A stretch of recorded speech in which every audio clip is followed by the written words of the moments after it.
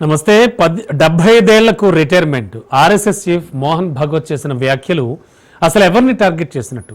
September 15న 75 ఏళ్లు పూర్తి చేసుకోబోతున్న ప్రధానమంత్రి నరేంద్ర మోడీని ఉద్దేశించే భగవత్ వ్యాఖ్యలు చేశారా? ఆర్ఎస్ఎస్ మాటల్ని భగవద్గీతలా పాటించే బీజేపీ మోహన్ భగవత్ మాటల్ని ఎలా తీసుకుపోతోంది? బీజేపీ సీనియర్ నేతలు అద్వానీ, మురళీ మనోహర్ జోషికి పదవులు ఇవ్వకుండా చేసేందుకే గతంలో ప్రధానమంత్రి నరేంద్ర మోడీ, అమిత్ షా జోడీ 75 ఏళ్ల నిబంధనను ఖచ్చితంగా అమలు చేసిందనే విమర్శలు ఉన్నాయి. ఇప్పుడు ఆ నిబంధన ప్రధాని మోడీ వయసు వచ్చేసరికి ఎలాంటి టర్న్ తీసుకుంటుంది అనే చర్చ జరుగుతోంది. సరిగ్గా ఇదే సమయంలో RSS chief Mohan Bhagwat 75 years industry వ్యాఖ్యలు చేయడం వెనక మర్మం ఏంటి అనే డిస్కషన్ మొదలైంది. ఆర్ఎస్ఎస్ దివంగత నేత మోరోపంత్ పింగ్లీ గతంలో 75 ఏళ్ల వయసు రిటైర్మెంట్ గురించి చేసిన వ్యాఖ్యల్ని ఉటంకిస్తూ భగవత్ ఈ వ్యాఖ్యలు చేశారు. నాగ్పూర్లో పింగ్లీకి అంకితం చేసిన పుస్తకావిష్కరణ సభలో మోహన్ భగవత్ ఈ వ్యాఖ్యలు చేశారు. మోడీని ఉద్దేశించే భగవత్ ఈ వ్యాఖ్యలు చేసినట్లు శివసేన ఉద్ధవ్ ఠాక్రే పార్టీ అగ్రనేత సంజయ్ రౌత్ చెప్పడం పొలిటికల్ హిట్ పెంచుతోంది. మరోవైపు ఈ సెప్టెంబర్ నెలలోనే ప్రధాని మోడీకి ఆర్ఎస్ఎస్ చీఫ్ మోహన్ భగవత్కి 75 ఏళ్లు నిండుతాయి.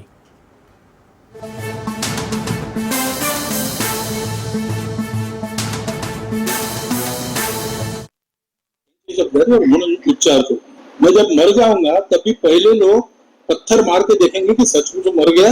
मत तो ऐसा बना ले 75 वर्ष का आपने किया, लेकिन मैं इसका अर्थ जानता हूँ। 75 वर्ष की साल जब उड़ी जाती है तो उसका अर्थ ये होता है कि अब आपकी आयु हो गई, अब जरा बाजू हमको करने म्हणजे त्यांच्या गौरवाकरता गौरवाचा भाव मनात घेऊन सगळं होतं, त्याच्यात तो गौरव आपल्याला चिकटू नये ह्याची ते स्वतःच काळजी घ्यायची आणि असा विनोदाचा सुरा चालून तो चिकटणारा गौरव सगळा सोडून बाहेर टाकायचा. त्यांचे शब्द म्हणून उच्चार को मैं जब मर जाऊंगा तभी पहले लोग पत्थर मार के देखेंगे कि सचमुच मर गया। मत तो ऐसा बना ले 75 वर्ष का आपने किया, लेकिन मैं इसका अर्थ जानता हूँ। 75 वर्ष की साल जब उड़ी जाती है तो उसका अर्थ ये होता है कि अब आपकी आयु हो गई, अब जरा बाजू हमको करने म्हणजे त्यांच्या गौरवाकरता गौरवाचा भाव मनात घेऊन सगळं होतं, त्याच्यात तो गौरव आपल्याला चिकटू नये ह्याची ते स्वतःच काळजी घ्यायची आणि असा विनोदाचा सुरा चालून तो चिकटणारा गौरव सगळा सोडून बाहेर टाकायचा. त्यांचे शब्द म्हणून उच्चार को ఎస్ మొత్తానికి 75 ఏళ్లకు retirement RSS chief Mohan Bhagwat చేసిన వ్యాఖ్యలు అయితే మాత్రం ప్రస్తుతానికి ఎవరిని టార్గెట్ చేసినట్టు అనే టాక్ అయితే వినబడుతోంది. మొత్తానికి టాక్ ఆఫ్ ద ఇండస్ట్రీ అయిపోయిందని చెప్పొచ్చు. అంతేకాకుండా ఓవరాల్గా పెద్ద చర్చ జరుగుతోంది ఈ విషయంపై. ఎస్ ఇక ఇదే అంశానికి సంబంధించి మరింత అదనపు సమాచారం అలాగే విశ్లేషణ అందించడానికి మా బ్యూరో చీఫ్ రాజిరెడ్డి సిద్ధంగా ఉన్నారు. రాజిరెడ్డి, ఈ అంటే ఒక బాధ్యతాయుతమైనటువంటి పదవిలో ఒక ముఖ్యుడిగా ఉన్నటువంటి ఒక వ్యక్తి, చాలా చాలా ఇంపార్టెంట్ వ్యక్తి ఆయన మోహన్ భాగవత్, మనకు తెలియంది కాదు ఆయనకున్న వాల్యూ. మరి ఈ నేపథ్యంలో ఆయన చేసిన వ్యాఖ్యలను ఎలా చూడాలి, అండ్ ఆయన చేసిన వ్యాఖ్యల వెనక నర్మగర్భంగా కూడా ఈ వ్యాఖ్యలు చేశారని అనుకోవచ్చా? ఏమనిపిస్తోంది? మొత్తానికైతే ప్రతిపక్ష పార్టీలకు ఆయుధం దొరికినట్టు అనిపిస్తుంది. ఇన్ని రోజులు ప్రతిపక్ష పార్టీలు ప్రశాంతంగా ఉన్నాయి. ఏ అంశం వస్తుంది, ఎక్కడ దొరకబుచ్చుకుందాము, ఎక్కడ అధికార పార్టీని ఇరుకున పెడదాము. కేంద్రంలో గత కొన్ని సంవత్సరాల నుండి దాదాపు 11-12 సంవత్సరాల నుంచి బీజేపీ అధికారంలో ఉంది. ఎక్కడ ఏ సమయం వస్తుంది, ఎట్లా ఇరుకున పెడదాము, ఏ రకంగా కామెంట్ చేద్దాం అనేది కూడా ప్రతిపక్ష పార్టీలు కాచు కూసున్నాయి. ఇప్పుడు మోహన్ భగవత్ స్టేట్మెంట్ ఏదైతే ఇచ్చారో 75 సంవత్సరాల తర్వాత రాజకీయంగా గుడ్ బై చెప్పాలి, రాజకీయంగా బై బై చెప్పాలి, 75 సంవత్సరాల తర్వాత రెస్ట్ తీసుకోవాలని ఏదైతే చెప్పారో ఆ వ్యాఖ్యలు పూర్తిగా ఇటు ప్రధాన ప్రతిపక్షమైనటువంటి కాంగ్రెస్ కు ఆయుధంగా దొరికాయి. అదేవిధంగా శివసేన పార్టీకి ఆయుధంగా దొరికాయి. ఇవన్నీ కూడా చూసుకున్నట్టయితే ఇప్పటికే జయరాం రమేష్ అంటున్నారు, ఇక మోడీకి సెప్టెంబర్ 17 వస్తే మోడీకి 75 సంవత్సరాలు నిండుతాయి, ఇక మోడీ తప్పుకోవాల్సిందే. మోడీ ఉన్ను మోహన్ భగవత్ ఎవరైతే ఇప్పుడు కామెంట్ చేశారో, ఆర్ఎస్ఎస్ చీఫ్ మోహన్ భగవత్ గారు కామెంట్ చేశారో, వారు కూడా ఇక భుజానికి సంచి వేసుకొని ఇద్దరు కలిసి రెస్ట్ తీసుకోవాల్సిందే అనేది కూడా మోహన్ భగవత్ను అదేవిధంగా ప్రధానమంత్రి నరేంద్ర మోడీని ఉద్దేశించి జయరాం రమేష్ కామెంట్ చేశారు. అంటే ప్రతిపక్ష పార్టీలకు ఆయుధాలు ఇచ్చినట్టు అయింది, ప్రతిపక్ష పార్టీలకు ఇక 75 సంవత్సరాలు నిండాయి కదా, మరి మోడీ రిటైర్మెంట్ తీసుకుంటే బాగుంటుందనే ఆలోచనను ప్రతిపక్ష పార్టీలకు ఊతమిచ్చినట్టయింది. ముఖ్యంగా చూసుకున్నట్టయితే ఇప్పటికే ప్రధానమంత్రి నరేంద్ర మోడీ ఎప్పుడు రాజకీయాల నుంచి తప్పుకుంటాడు, ఎప్పుడు రాజకీయాల నుంచి బయటకు వెళ్తారనేది కూడా సర్వత్రా ప్రతిపక్ష పార్టీలు కాచుకూచున్నాయి. ఈ యొక్క నేపథ్యంలో మోహన్ భగవత్ గారు చేసినటువంటి కామెంట్స్ అయితే ఈ రాజకీయంగా ఈట్ రేపుతున్నాయి. మోహన్ భగవత్ ఏదైతే మాట్లాడారో 75 సంవత్సరాలు నిండిన వాళ్ళు రాజకీయంగా దూరంగా ఉండాలి అని కామెంట్ చేశారో, ఇక 75 సంవత్సరాలు ప్రధానమంత్రి నరేంద్ర మోడీకి సెప్టెంబర్ 17 నుండి నిండుతాయి కదా అనేది కూడా విమర్శలకు పదులు పెట్టే అవకాశాలు అయితే ఇస్తున్నారు. ఈ యొక్క నేపథ్యంలో గతంలో కూడా బీజేపీలో ఎల్కే అద్వానీ, మురళీ మనోహర్ జోషి, అదేవిధంగా యశ్వంత్ సిన్హా, ఈ ఉద్దండులంతా కూడా రాజకీయ సీనియర్ నాయకులు, వీళ్ళు కూర వృద్ధులు, వీళ్ళంతా కూడా 75 సంవత్సరాలు నిండిన తర్వాత వాళ్ళు రాజకీయంగా పక్కకు తప్పుకున్నారు, ఇన్యాక్టివ్గా అయ్యారు, పూర్తిగా రాజకీయాలకు దూరంగా ఉన్నారు, విశ్రాంతి తీసుకుంటున్నారు. మరి అలాగే ఇప్పుడు కూడా ప్రధానమంత్రి నరేంద్ర మోడీ 75 సంవత్సరాల తర్వాత ఆ రకంగా ఉంటారా అనే కూడా చర్చకు మోహన్ భగవత్ చేసినటువంటి కామెంట్ ఆస్కారం ఇచ్చినట్టు, ఊతమిచ్చినట్టు అవుతుంది. ఈ యొక్క నేపథ్యంలో బీజేపీ నాయకులు అయితే వీటన్నిటి కూడా కొట్టిపారేస్తున్నారు.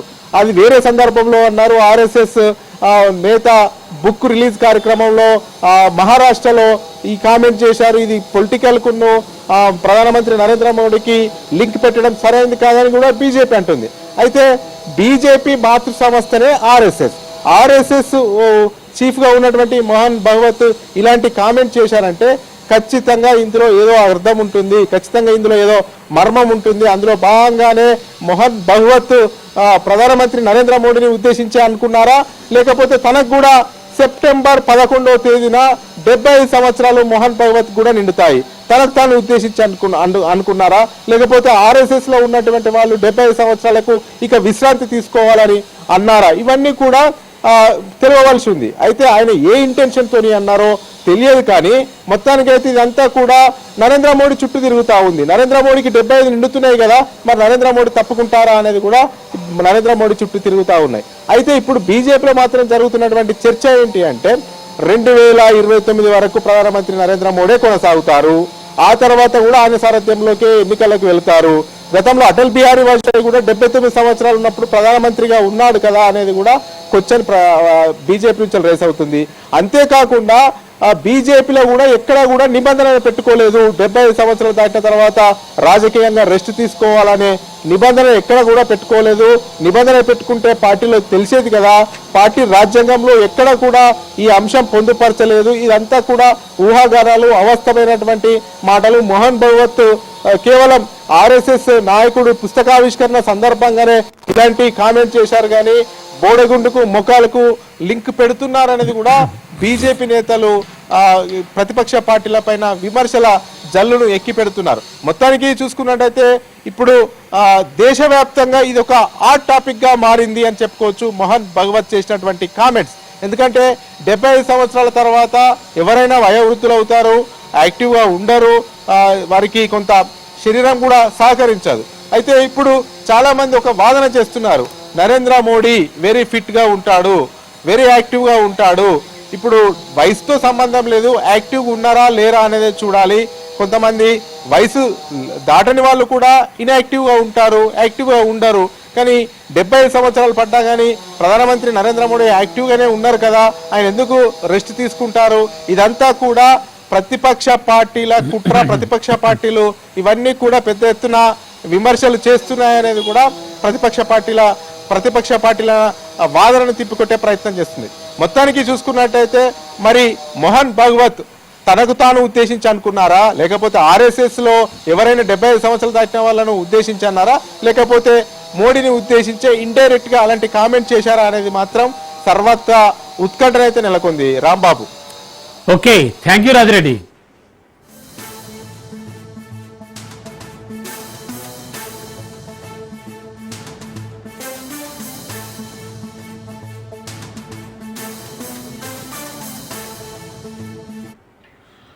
మొత్తానికి ఆర్ఎస్ఎస్ చీఫ్ మోహన్ భాగవత్ చేసినటువంటి వ్యాఖ్యలైతే మాత్రం సర్వత్రా చర్చనీయాంశం అవుతున్నాయి అండ్ డిస్కషన్ పాయింట్ కూడా అయిపోయింది.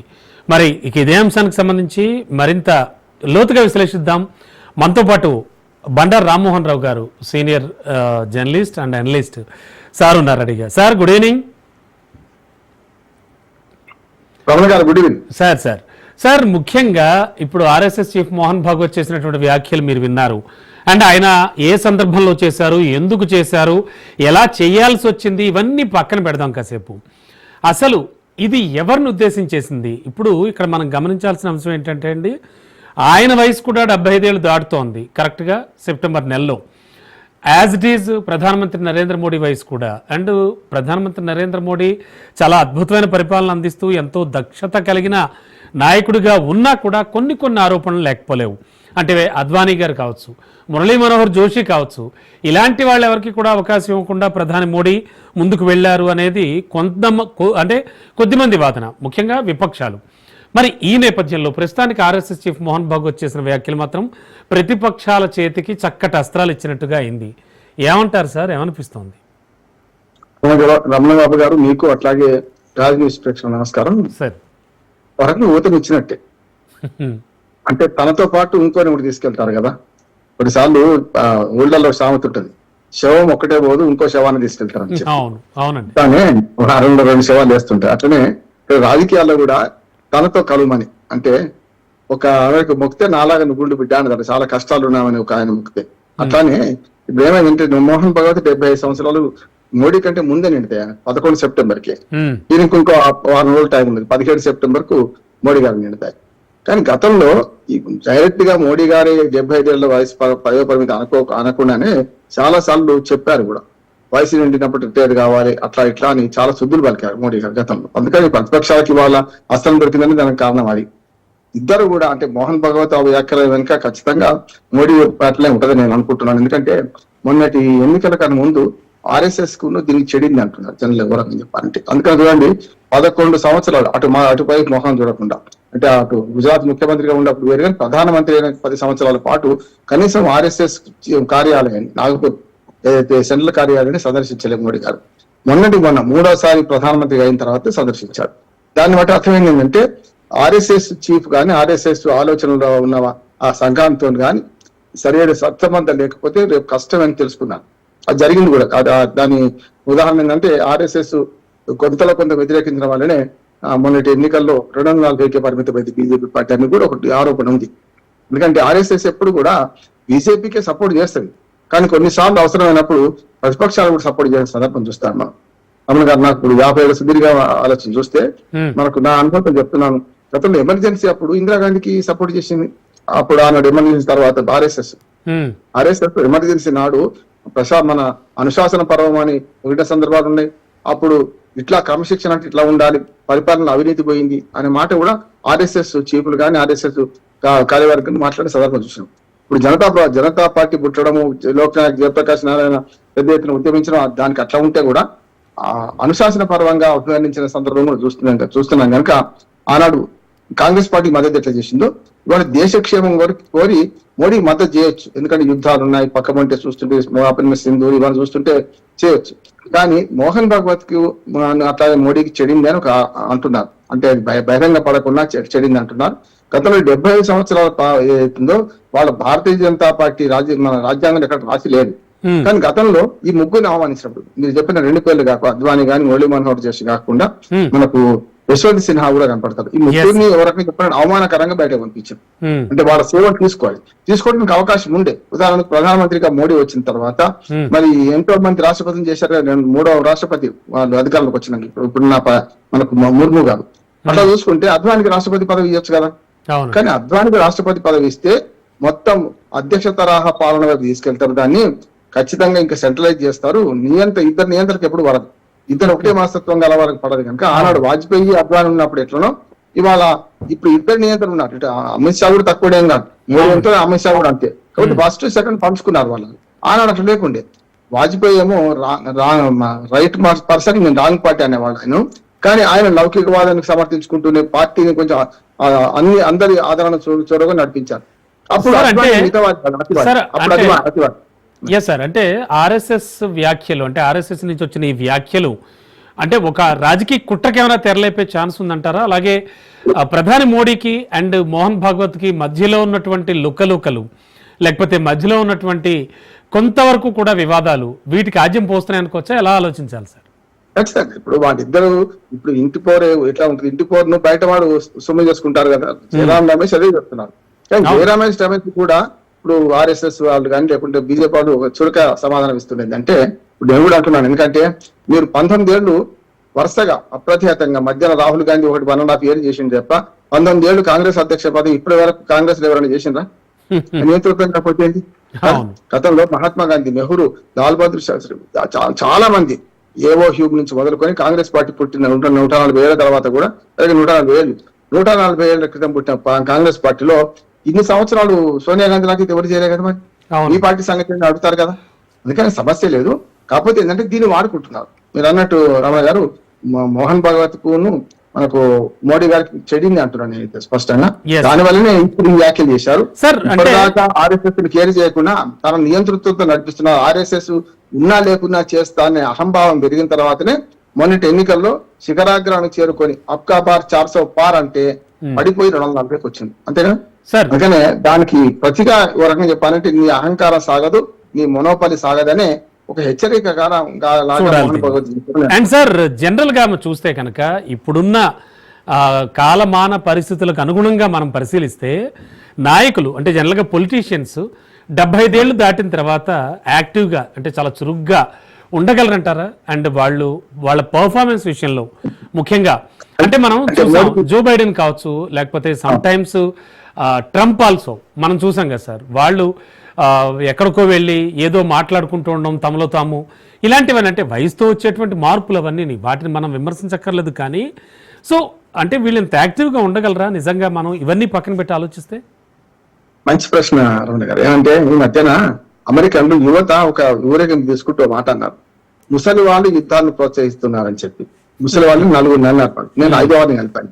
ముసలి వాళ్ళు యుద్ధాన్ని ప్రోత్సహిస్తున్నారంటే ఇప్పుడు ట్రంప్, పుతిన్, మనకు నెతన్యాహు, 5 ఖమేనీ కదా, ఈ 4 ముసలి. అంటే ఇంకొక ముసలి వ్యవస్థ ఉన్నది, అది ఐక్యరాజ్య సమితి. ఐక్యరాజ్య సమితి నిర్వీర్యం అయిపోవడానికి కూడా ఈ ముసలితనమే. నేను 80 ఏళ్ళు దాటింది ఐక్యరాజ్య సమితి ఏర్పడి. నానాజాతి సమితి 30 ఏళ్ళకే ముసలిది అయిపోతే 19 తర్వాత 44కే, ఇది 80 ఏళ్ళు అయింది ముసలిది అయింది అన్నాను. ఇక్కడ కూడా నేను ఏమంటున్నాను అంటే రాజకీయాలు ఇండియాలో ఒకటి ఏంటంటే మనకు రాజకీయాల ప్రారంభం అయితే 40-50, కానీ ఈ మధ్యన యూత్ వస్తున్నారు. కాబట్టి యూత్ అంతా వారసులుగా వస్తున్నారు రమణ గారు. చూడండి ఎక్కడైనా సరే ఇప్పుడు మనకు రాజకీయాల్లో యూత్ వచ్చి ముఖ్యమంత్రుల దాకా కాగలిగిందంటే చాలా వరకు వాళ్ళ తండ్రులు, అమ్మమ్మలు, నానమ్మలు వాళ్ళు వచ్చిన వాళ్ళు అందరూ కూడా ముఖ్యమంత్రులు కానీ ఇంకా ప్రధానమంత్రి కూడా కదా. కానీ వారసత్వంగా ప్రజాస్వామ్యంగా వచ్చిన వాళ్ళు తక్కువ. ఓ రకంగా చెప్పాలంటే ఇప్పుడు కాంగ్రెస్ జాతీయ అధ్యక్షుడు మల్లికార్జున ఖర్గే పేరుకే గానీ పెత్తనం అంతా గాంధీ కుటుంబాందే కదా. అట్లా చూసుకుంటే ఎవరు సెకండ్ ఎవరు ఫస్ట్ అంటే మల్లికార్జున ఖర్గేని పక్కన పెట్టి మాట్లాడతారు అందరం కూడా. ఇది అంతే. ఇప్పుడు ఇక్కడ ఏమైందంటే మనకు మోడీ 75 ఏళ్ల వయసు పెద్దది కాదంటున్నాను. 2 ఉంటాయి. మీరన్న ఉదాహరణలు ఎవరైతే నేను చెప్పిన విదేశీ ఉదాహరణ చూస్తే ఆటిజం వచ్చింది ఆల్రెడీ, జ్ఞాపకశక్తి క్షీణిస్తుంది, ఏది మాట్లాడుతుంది తెలుస్తలేదు. కానీ మోడీ అట్లా కాలేదు కదా. అందుకనే రాజకీయాల్లో ప్రారంభ వయసు గతంలో 50-60 దాకా అనేవాళ్ళు కొంచెం తక్కువైంది. రాజకీయాల్లో ప్రారంభ వయసు 30-40 అంటే సార్ అంటే ఆర్ఎస్ఎస్ ఒక మోడల్ గా బీజేపీ లాంటి పార్టీలు ఖచ్చితంగా ఈ నిబంధనను పరిశీలించి ఫాలో అయితే బెటర్ అంటారా? ఎలా అనుకోవచ్చు? ఎక్కడ రాసి లేదు కదా. ఇప్పుడు ఏమైంది అంటే వంగు తీరు వస్తాం అంటారు, వాళ్ళ అవసరాన్ని బట్టి నిబంధనలు మారుస్తారు. అందుకని ఎక్కడైనా రాసి ఉంటే అది వేరు, రాసి లేదు కదా. ఇప్పటిదాకా రాయని రాజ్యాంగాన్ని అమలు చేశారు. ఇప్పుడు ఆ రాజ్యాంగం నీకెందుకు వర్తించదు? నువ్వు అద్వానీ కంటే గొప్పవాడివా, మురళీ మనోహర్ జోషి కంటే గొప్పవాడివా, యశ్వంత్ సిన్హా కంటే గొప్పవాడివా అని అంటారు కదా. వాళ్ళిద్దరు తిరగబడ్డే. అద్వానీ గాని మురళీ మనోహర్ జోషి పార్టీ కట్టుబడి కొంచెం ఎక్కువ మాట్లాడలే, కానీ వాళ్ళు కూడా సన్నాయి నొక్కారు. కానీ ఇప్పుడు యశ్వంత్ సిన్హా అయితే డైరెక్ట్ వ్యాసాలు రాసిండు కదా మోడీ మీద, డైరెక్ట్ గా వ్యతిరేకించింది కదా. అయితే 75 ఏళ్ల పరిమితి ఎవడు పెట్టిండు మన ఉన్నదా అని చెప్పి కనుక వాళ్ళని అట్లా చేశారు. కనుక ఇప్పుడు నీవు నేర్పిన విద్య నీరజాక్ష అన్నట్టు ఒకవేళ అడుగు పెడితే 3-4 వేలు వెనకకున్నాయి మోడీ వైపు. అందుకని ఇప్పుడు జయరాం రమేష్ కాంగ్రెస్ పార్టీ అనడానికి అర్హత ఉందా లేదా తర్వాత సంగతి. కానీ విత్ ఇన్ ద పార్టీ బీజేపీలో కూడా ఈ చర్చ జరుగుతుంది. గతంలో వెంకయ్య నాయుడు లాంటి వాళ్ళు కూడా మోడీ భక్తుడు కాదు. వెంకయ్య నాయుడు గారు ఆనాడు అద్వానీ ఉన్నప్పుడు ఆయన ప్రెసిడెంట్, ఇది మన ఇండియన్ వైస్ ప్రెసిడెంట్ మన వెంకయ్య నాయుడు గారు. మోడీ వచ్చిన తర్వాత తగ్గాల్సి వచ్చింది. మోడీ వచ్చిన తర్వాత వెంకయ్య నాయుడు గారికి రాష్ట్రపతి పదవి వచ్చేది ఉండే, కానీ మెల్లమెల్లగా తన సమాన స్కందులు పై వాళ్ళని పక్కన పెట్టిండు, తన సమాన స్కందులు కానీ తనకంటే సీనియర్లు కానీ పక్కన పెట్టిండు మోడీ. అది వెంకయ్య నాయుడు ఇట్లా కావచ్చు, అంతకు ముందే మోడీ గుజరాత్ ముఖ్యమంత్రి కాకుండా ఉన్నప్పుడే మన చంద్రబాబు నాయుడు గారు మన ఆంధ్రప్రదేశ్ ముఖ్యమంత్రిగా ఉన్నాడు కదా, ఆయన సీనియర్. కూటమిలో కూడా ఒక రకంగా చెప్పండి కలకలం రేపు కూటమి నుంచి వెళ్ళగొట్టిన పరిస్థితి కూడా చూసాం కదా. చంద్రబాబు నాయుడు మోడీ ఒకటి, కానీ అప్పుడు మధ్యన పోయింది కదా. అట్లా చూసుకుంటే పార్టీలో కానీ పార్టీ బయట కానీ తనకు సమాన స్కందులు ఉంచుకునే ప్రయత్నం చేయలేదు, పెద్దవాళ్ళు తొలగించారు. ఇప్పుడు కూడా ఏమంటున్నానంటే ఈయన వ్యాఖ్యలు మోహన్ భగవత్ వ్యాఖ్యలు ఖచ్చితంగా ఇది మోడీని ఉద్దేశించని నేను అంటున్నాను. జయరాం రమేష్ వ్యాఖ్యలతో ఏకీవిస్తూనే వాళ్లకు వాళ్ళ పార్టీ గురించి బీజేపీ పార్టీ గురించి అర్హత వాళ్ళకి లేదు. అట్లాంటప్పుడు సోనియా గాంధీ సమర్థించదు కదా. సోనియా గాంధీ అనారోగ్యంతో ఉన్నారు, చాలా దుర్మార్గంగా ప్రతిసారి విదేశాలకు వైద్యం చేసుకుంటున్నారు. సోనియా గాంధీ ఇంత పెద్ద చేస్తున్నది. సార్ మరో విషయం ఏంటంటే ఖచ్చితంగా ఇప్పుడున్న కాంటెంపరీ పాలిటిక్స్ లో యువతకి అవకాశాలు ఇబ్బడి ముబ్బడిగా రావాలి, యువతకి ఖచ్చితంగా అవకాశాలు రావాలంటే ఈ వృద్ధులందరూ తప్పుకోవాల్సిందే అంటారా? ఖచ్చితంగా నేనేమంటున్నాను రమణ గారు, ఇప్పుడు యువత ఎప్పటి నుంచి నేను చెప్పాను వారసత్వంగా తప్ప వస్తలేరు. అందులో మన పురుషాధిక్యం వాళ్ళ అందులో కూడా. ఉదాహరణకు మనకు శరద్ పవార్ కు మగపిల్లలు లేరు కనుక సుప్రియ సూలే వచ్చింది. చూడండి తమిళనాడులో స్టాలిన్ కనుమొలి స్టాలిన్ వచ్చింది కదా, ఆంధ్రప్రదేశ్ లో జగన్మోహన్ రెడ్డి షర్మిల జగన్మోహన్ రెడ్డి వచ్చింది కదా, తెలంగాణలో కేటీఆర్ వచ్చింది కదా. మీకు 100 ఉదాహరణలు చెప్తాను. ఇట్లా అంటే ఇద్దరు వారసులుంటే మగ వారసుడికి ఎక్కువ విలువిస్తున్నారు చూస్తున్నాం మనం. అట్లాగే వారసత్వ రాజకీయాల్లో చూసుకుంటే ప్రాంతీయ పార్టీలన్నీ ప్రైవేట్ ఆస్తులుగా మారిపోయినప్పుడు వారసత్వ రాజకీయాల్లో ముఖ్యంగా తమ పిల్లలు చేస్తారు, అందులో మగ పిల్లల్ని చేస్తారు. ఇదంతా ఉదాహరణ. ఇక మామూలుగా అయితే మనకు బీజేపీలో ఆ వారసత్వ రాజకీయాలు లేవు, దేనికైనా ఒప్పుకోవాలి.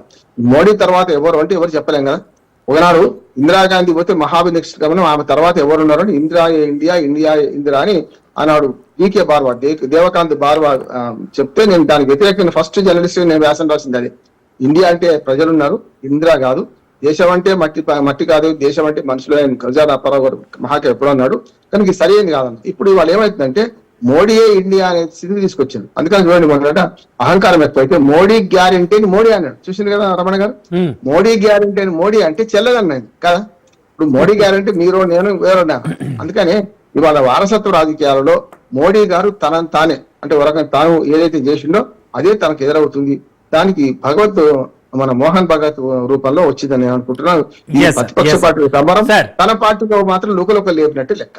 అవును సార్. అండ్ మనం ఇవన్నీ మళ్ళీ పక్కన పెట్టి ఇంకో మాట కూడా మాట్లాడుకుందాం.